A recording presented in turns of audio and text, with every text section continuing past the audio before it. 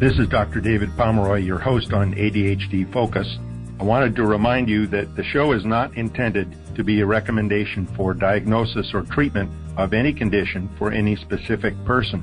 Please consult your mental health professional or doctor managing your ADHD or mental health issues about any diagnosis or treatment-related information that you hear on the show. Refer your ADHD provider to the show if he or she would like more information. Thank you. Today my guest is Dr. Ted Mandelkorn, who is a pediatrician here in the Seattle area, who has been working with and treating people with ADD for the past 40 years. We're going to be talking about medications and many aspects of medications in ADHD. And one thing both of us want to make very clear is that we do not believe that medication is the only thing and the only part of treatment for ADD. At the same time, it is an essential part of it.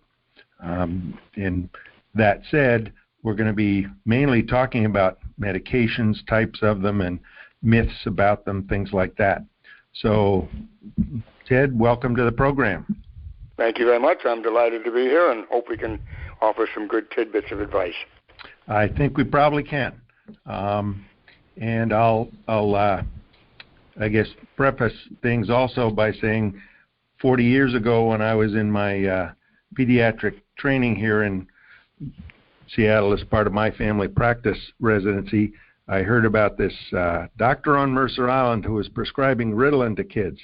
And so I think you were ahead of your time in figuring out that this was going to help these kids. Well, thank you for that, and I'm delighted that you've joined the cause and continued to help educate everybody on what ADD is and how the best ways of managing it can be. Well, I certainly owe you a lot of thanks to encouraging me and supporting me when I opened the practice 12 years ago, and it has certainly been the most rewarding part of my practice of medicine over the past 38 years. Yeah. Well, rewarding for me, too, to watch, and little did I know what I had unleashed. Yeah, exactly. Well, in terms of medications, let's kind of start with the basics as far as the families of meds, and certainly the stimulant ones are the ones that are most effective, and we'll mention a couple of the others as well. But on the stimulants, you started when there was pretty much only Ritalin, short-acting tablets. Correct, and it was a very frustrating time because we had Ritalin tablets that, number one, were known as stimulants, although they actually do not work in any way as stimulants for ADHD people. But they were 4-hour pills. They were advertised as 4-hour pills. And if, in fact, you were taking a pill to correct a chemistry in your body that only lasted 4 hours, and it really was effective, it meant you had to take it every 4 hours. And I always joked it was kind of ridiculous to ask a child who was taking a pill to help him remember to take the next one when the pill that helps him remember was wearing off. Yeah. And they had great trouble remembering to take their pills, and the caretakers that were supposed to be responsible did the best they could, but they didn't always remember to do it. But where I got into problems at that point, which was very early on in my career, is I realized that these pills were not lasting 4 hours for a lot of people. Mm-hmm. Yeah, that's the other point. They took about 10 minutes to work, and they kind of wore off 10 minutes at the very end. So there was this period of time where they actually weren't working. So what I realized is if I give it every 3 hours and 45 minutes, I could prevent it from wearing off. Right. Well, that got me into all kinds of hot water as we began to recognize more and more stimulants were being used. And what we really wanted to do was get a long-acting pill where we didn't have to repetitively give pills, and thank goodness these were developed. And that was Adderall XR. It was 2001 or so that it came out? Yeah. And then Concerta came out. From Alza Corporation developed the Concerta pill, which essentially mimicked taking 2 of the Ritalins, and so it would last at least up to 8 hours, which was very helpful for these kids.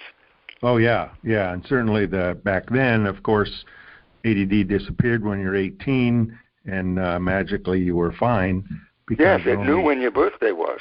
Yeah, only hyperactive boys had the problem, which of course we know now isn't the case. But so the main development of these was so that it would last through a school day. Exactly. Exactly. And then of course they would come home and it would wear off, and there would be difficulty interacting with the family.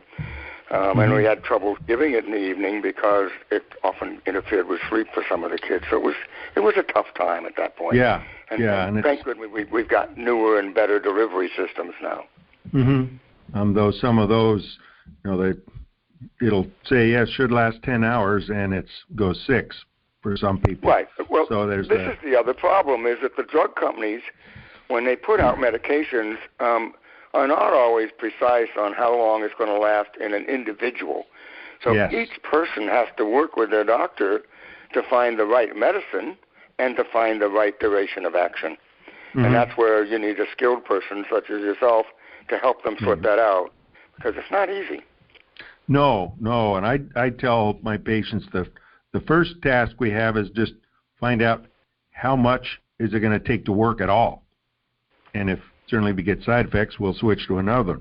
Once you find out that it works, then we're going to figure out how long is it effective and what can we do to make sure whatever medication you're taking, the effect of it lasts for as long as you need to be at top function over a day. Right.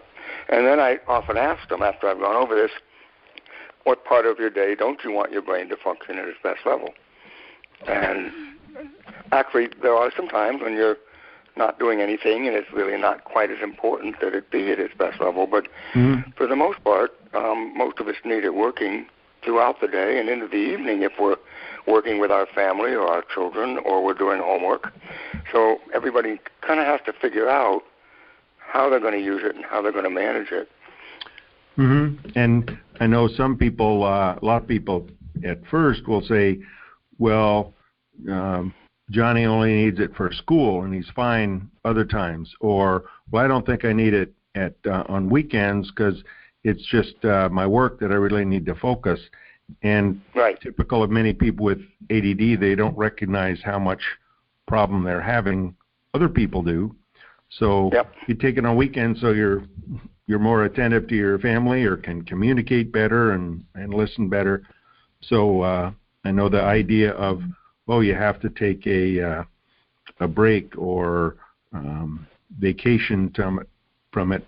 I think we can pretty well say, no, that's not helpful. It's really interesting. All of the issues we have and the myths we have over taking these medicines, and a lot of people don't want to take it unless they really need it. And I say to them, if it was your heart medicine or your kidney medicine or your thyroid, when would you stop that? You keep taking those pills every day in order to fix and correct the chemical issue that you've been identified to have. So why would you stop this? Well, normally the answer is we're uncomfortable with the medicine. And I don't know why it's so hard to get across to the public that we have been using the medication in Adderall and Vyvanse, which is dextroamphetamine, not methamphetamine, but dextroamphetamine, absolutely, since 1939, almost 80 years. That's a lot of years. And there's no evidence that it has any long-term lasting side effects when you're using this for ADD. And yet people are so worried about it. They have this fear because it's been a myth for many years. Yeah, and certainly people without ADD can get addicted and have all kinds of problems. But I've been a while ago thought, I don't think someone who truly has ADD can get addicted to it because you take the right amount, you can think more clearly, your mind's more clear. You take more than that, it doesn't feel good. There's no incentive to keep taking. Yeah. Whereas someone without ADD, man, they feel great. They got energy, everything's super. Well, that effect wears off after even a couple of weeks. But if I take 2 of them, it'll work. And they're the ones who are chasing the rush. And the same with weight gain. The same with weight gain. So a lot of the kids particularly, but some adults will notice that when they start this medicine, that they have the side effect of difficulty with appetite, particularly in the middle of the day. And I explained to them that side effect is almost always going to go away if you just stay on your medicine. But if you're taking it to lose weight, which is the way Adderall started out as a drug called Obertrol, which was for weight loss. And it didn't work because you had to take more and more and more of it, and eventually had a problem. So it never did sell well, and the Shire Corporation bought it out and changed the label. But the issue is if a lot of people will stop on weekends and holidays because they, quote, don't feel like themselves. And I remind them, well, the reason you came in here is that themselves wasn't working so well. So where do we want to be? But if you stop and start, you kind of don't build up the tolerance to the side effects that you're not liking. So my college kids taught me years ago that what they do is they lower their dose on weekends and holidays, so they're still on it, but they're not getting a very big effect. And that way their body maintains its tolerance to the side effects.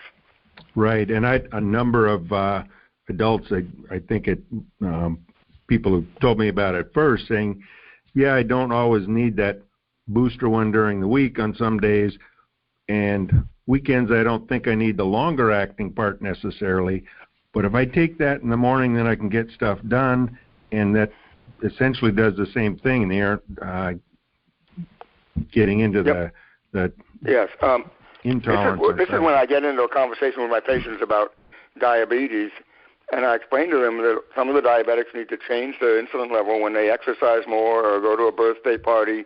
They kind of have to adjust the level for their activity pattern, their eating pattern. I think ADD people have to do the same thing. And many of them need more. Many of them need more for work or for school, but they don't need that same dose for socializing.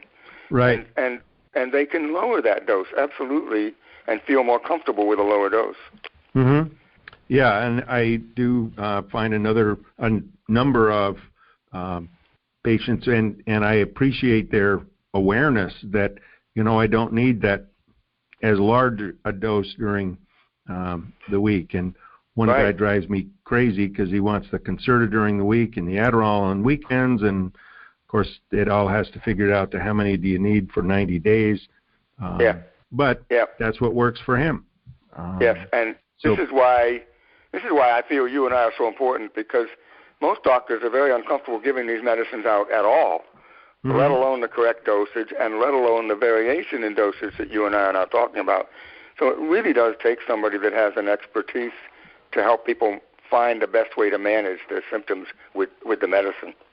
Yeah, and I get, I guess, puzzled why particularly primary care docs get so scared of it, when to me it's even less of a mess trying to figure out which of the new diabetic medicines or hypertension and all these different things, and which brings up one thing as far as I figure any medication in a journal that has an ad on it that I have never heard of it is something for diabetes now, and there are more and more newer, quote unquote, medications for ADHD.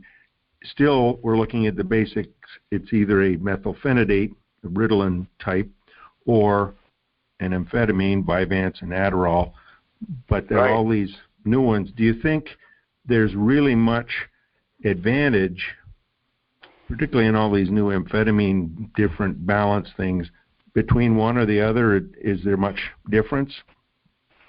My impression primarily is that they are different delivery systems, and some people like the different delivery systems, the ones that are more rapid acting versus the slower acting. So that's one more variable that sometimes has to be found. I've had my experience with people that have been on Vyvanse, which is a long, smooth-acting release system. They really learn to like that. They don't feel the ups and downs. It's almost like taking a vitamin that they're just not aware of. Yeah. But if they've been on Adderall or shorter acting, they actually can feel that medicine working and wearing off, which is fine. But then they have trouble switching over to the longer acting because they don't feel like it's working. Right. But they're both working, and whatever works best for them. But they kind of get their favorite delivery system is what I've found. Mm-hmm. And I don't think I'm waiting. You know, there's a new one now. There's the 3-bead Adderall that's out, yep, which is Mideas. Mm-hmm. Well, I'm waiting to try that on my Adderall patients because I have a number taking Adderall 3 times a day, and that's what this Mideas is supposed to do. If it works, we'll have a once-a-day, 16-hour Adderall treatment. Well, it sounds good. I'm waiting. Yeah. I can't dispense it yet. It's not in the pharmacies. They tell me it's out, but you really can't get it yet. So yeah, it's pretty difficult. That's an old drug presented in a new delivery system. Mm-hmm.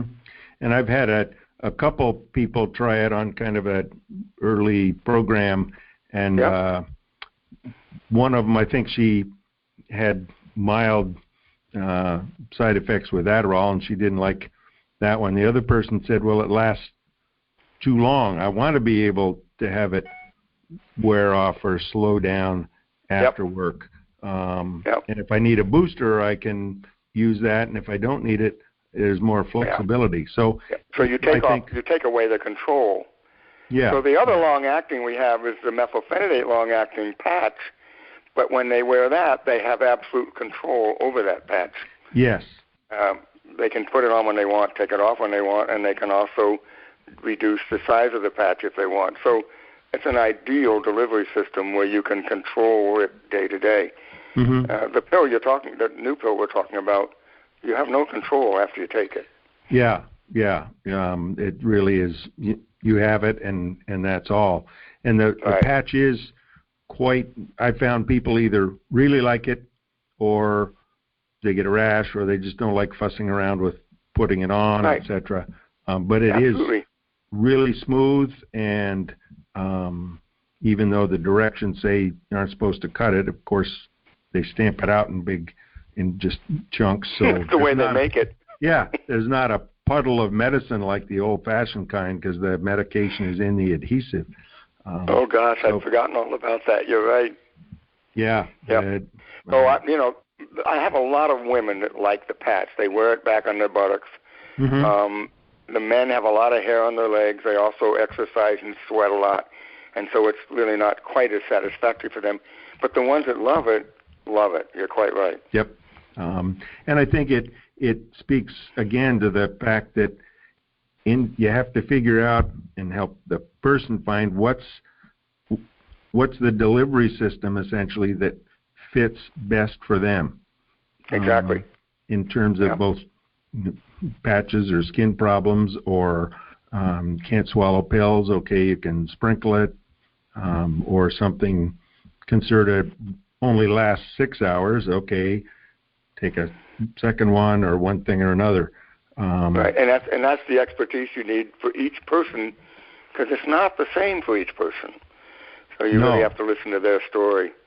Yeah, and you can't do it out of the book. Gee, the Adderall 10 milligrams didn't work. You must not have ADD. Well, maybe you needed 20. Yeah.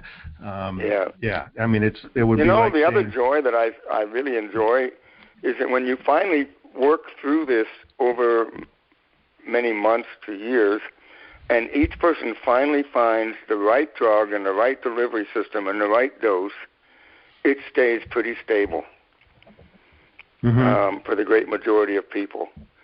So that it's like you finally find the right pair of glasses, but it can take quite a while to find that what works best. Right dose. And it varies. Go ahead. Do you think there is a, I guess, phenomenon of tolerance? It seems to me maybe roughly 20% of folks find after 2 years, 3 years, the same amount doesn't quite have the same punch. And this is if they're still sleeping well, they're at the same job, there aren't a bunch of other changes going on.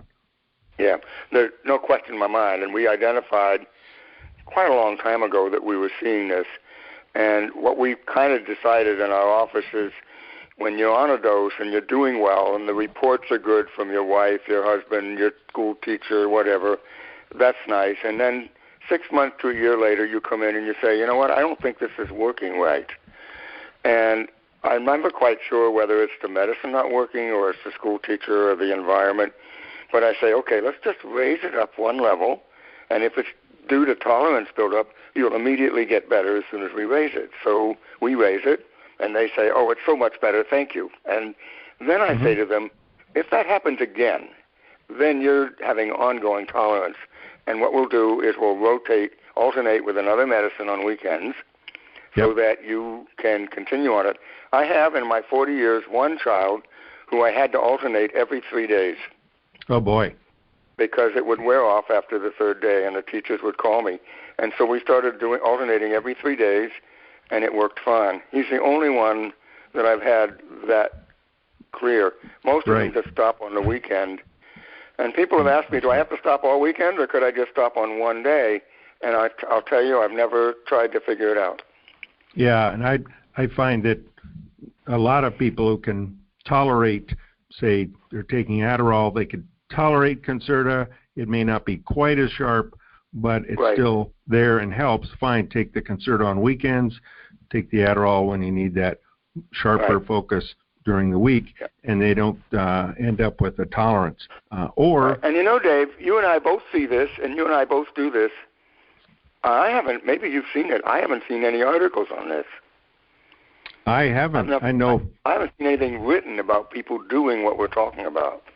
Well, I think part of, and my frustration with the articles and this and that, it's well and good to have evidence-based practice, but I think there's also a place for practice-based evidence. Oh, absolutely. And that's where we have that evidence. Yeah. I'm just surprised after all these years that it has not been evidence-based out, studied up. Yep. But it hasn't yet. And I can see part of it is you need to be going 5 years, and maybe only 20% of people are going to have it, so it can be tricky. But even say, okay, I know this person has it, let's put these people in the pool, work out a way that people all over the country, docs can put people in that group to study. But you're right, I've not seen any, and that's part of the art of working the medications that makes a difference. True enough. Well, one of the other ones I wanted to address that's come along and is very helpful in a lot of situations, and that's guanfacine, which when it started probably 30 years ago as 10X for blood pressure, and then became generic. You had to take it 2 or 3 times a day. I still can't figure out how someone thought, gee, maybe this not so good blood pressure medicine would help kids who are oppositional and cranky all the time. Yeah. But it does. Yeah, it does.